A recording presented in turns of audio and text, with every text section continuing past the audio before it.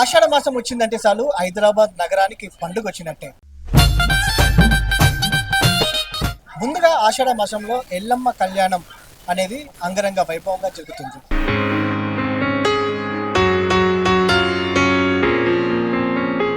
ఎల్లమ్మ కళ్యాణానికి సంబంధించి అమ్మవారికి ప్రత్యేకంగా గుడిలోనే అటు చీరలు తయారు చేస్తారు.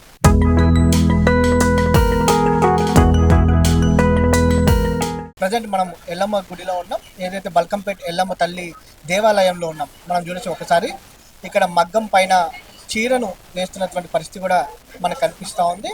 ప్రత్యేకంగా ఆలయంలోనే అమ్మవారికి ఈ చీరను తయారు చేస్తూ ఉంటారు ప్రతి సంవత్సరం కూడా.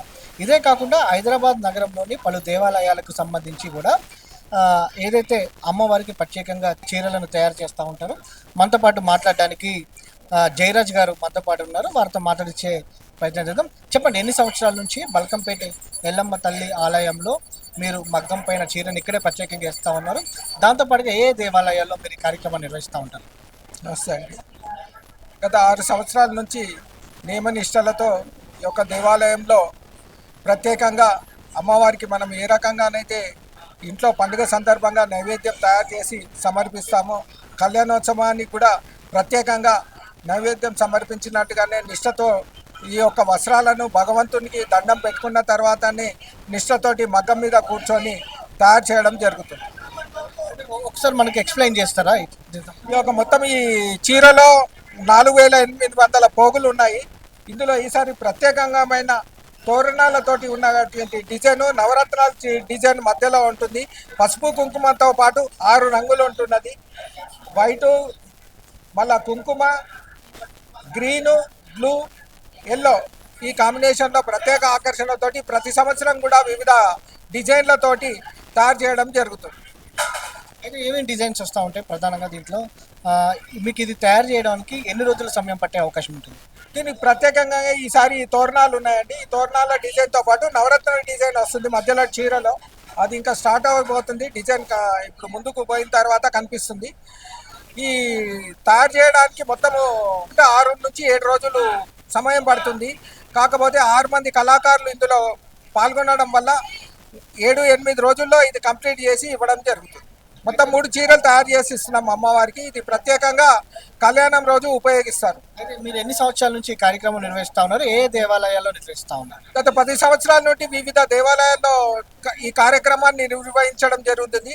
మొట్టమొదటిగా స్వయంగా అక్కడ శ్రీ ఉజ్జయిని మహంకాళి దేవాలయంలో ప్రత్యేకంగా తయారు చేసి అక్కడి నుంచి గజపతి దేవాలయం సికింద్రాబాదు, భద్రాచలం సీతారాముల చంద్ర వారికి, కొండగట్ట ఆంజనేయ స్వామి, మళ్ళీ తాడ్బంద ఆంజనేయ స్వామి, కర్మన్ ఘాట్ ఆంజనేయ స్వామి, లాల్ దర్వాజా సింహమాయిని, అక్కన్న మాదన్న దేవాలయం, జోగులాంబ శక్తిపీఠం, భద్రకాళి అవమ్మ ఇలా విశిష్టమైన దేవాలయాల్లో లాల్ బజార్ మహంకాళి దేవాలయం ఈ సంవత్సరం కూడా ప్రత్యేకంగా గోల్కొండలో ప్రయత్నం చేయడం జరుగుతుంది. త్వరలోనే అనుమతి వచ్చిన తర్వాత అక్కడ కూడా ఈ కార్యక్రమాన్ని చేపట్టడం జరుగుతుంది. ఎందుకని ప్రధానంగా మీరు ఈ కార్యక్రమాన్ని పలు దేవాలయాల్లో ఎందుకు తీసుకుంటా ఉన్నారు? ప్రధానంగా ఎన్ని సంవత్సరాల నుంచి మీ కుటుంబం ఏదైతే అమ్మవారికి సంబంధించి కావచ్చు, దేవతలకు చీరలు తయారు చేసేటువంటి ప్రయాణం కొనసాగిస్తూ ఉన్నారు? చీరలు కావచ్చు, బట్టలు కావచ్చు. మొదటి నుంచి మా తల్లిదండ్రులు భారతదేశ సంస్కృతి సాంప్రదాయాల మీద ఎంతో గౌరవాన్ని నేర్పించేవారు. ఆ సాంప్రదాయం వరకు చిన్నప్పటి నుంచి నేను ఎక్కువగా వాళ్ళతోటి తిరగడం వల్ల అవి చూసి స్వతహాగా ఈ రకంగా మనం ఏదైనా దేవాలయాల్లో వెళ్ళినప్పుడు నిష్ఠతోటి మనం ప్రసాదం చేసి అక్కడ సత్రాలలో ఉండి దగ్గరలోని ప్రసాదం చేసి నైవేద్యం తీసుకొని వెళ్ళేవారం. ఇక్కడ కూడా ఈ దేవాలయంకి వచ్చినప్పుడు మేము అక్కడ ప్రసాదాలు విశాలంగా ఉండే, ఇదంతా ఓపెన్గా ఉండే, అప్పటి నుంచి ఇక్కడికి రావడం జరుగుతుంది. అది ఇప్పటికి కూడా భక్తులు కొంతమంది బయట బోనాలు తయారు చేసుకొని ఇక్కడ దేవాలయంలో నిష్ఠతోటి బోనం ఎలా సమర్పిస్తారు.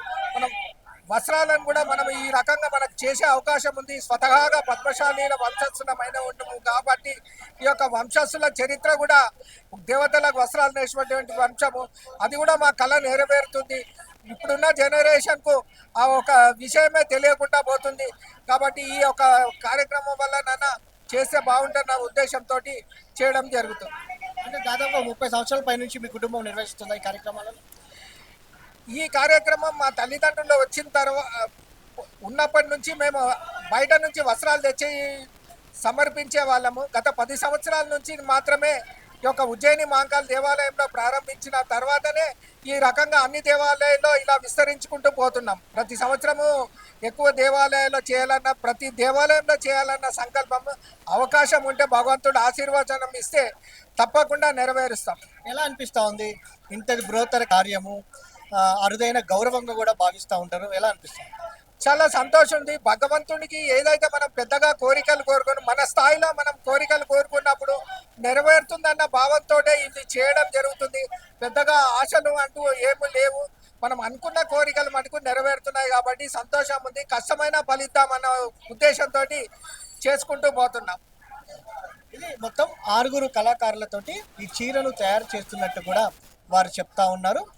తమ కుటుంబం కావచ్చు, తాము కూడా ఎన్నో సంవత్సరాలుగా దేవాలయాల్లో దేవతామూర్తులకు వస్త్రాలను తయారు చేస్తున్నాం అనేది కూడా చెప్తా ఉన్నారు. తమకు ఈ అవకాశం దొరకడం గొప్ప అదృష్టంగా కూడా భావిస్తున్నాం అనేది కూడా వారి అభిప్రాయాన్ని తెలియజేస్తున్నటువంటి పరిస్థితి కూడా మనకు కనిపిస్తూ ఉంది. ఈసారి ఎల్లమ్మ తల్లి కళ్యాణానికి సంబంధించి, బల్కంపేట ఎల్లమ్మ తల్లి కళ్యాణానికి సంబంధించి భారీ ఎత్తున ఏర్పాట్లు కొనసాగిస్తున్నటువంటి పరిస్థితి కూడా మనకు కనిపిస్తూ ఉంది. వీడియో జర్నలిస్ట్ ప్రభాకర్తో వంశీకృష్ణ, సమయం టీవీ, హైదరాబాద్.